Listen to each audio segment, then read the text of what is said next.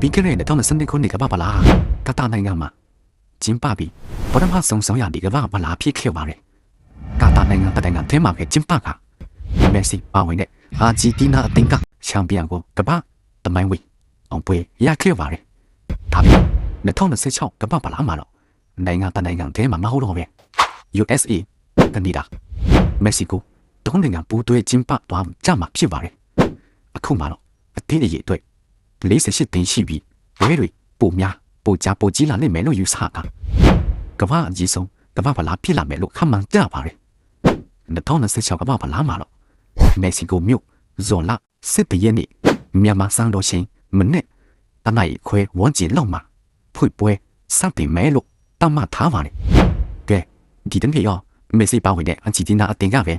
ဆက်ယူဆောင်သွားမှာလားဒါမှမဟုတ်မျိုးဆက်တစ်တွေစစ်ပေပြအစ်တခုအဆုံးသတ်သွားမှာလားဆိုလား